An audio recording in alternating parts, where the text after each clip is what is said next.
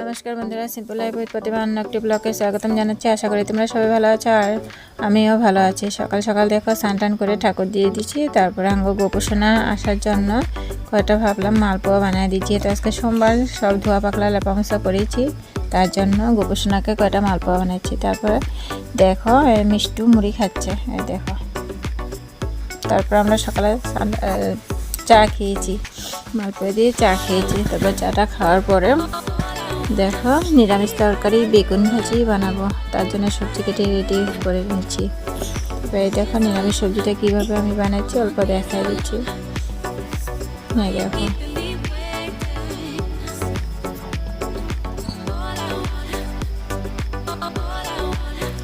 তারপরে সবজি টবজি বানানোর পরে স্কুলে গিয়েছি। আমি আর মনে স্কুল যাওয়ার জন্য রেডি হয়ে আমরা দুজন যাচ্ছিলাম রাস্তা দিয়ে হেঁটে হেঁটে। তারপরে আধা রাস্তা থেকে অটো পেয়েছি, তারপরে স্কুলে গিয়েছি। তারপরে আবার পরে দুপুরে খাওয়া দাওয়া করলাম। দেখো বেগুন ভাজি, ডাল বানাচ্ছিলাম মটরশুঁটি দিয়ে, মুগ ডাল আর নিরামিষ তরকারি। আর আসলে নিরামিষ তরকারি আসলে দুপুরের মেনু খাওয়া দাওয়া করার পরে অল্প সময় মালা বানাচ্ছিলাম, বসে আসছিলাম। তারপরে শরীরটা তো ভালো লাগতেছিল না, তারপরে চাটা খেয়ে একটু রেস্ট করতেছিলাম।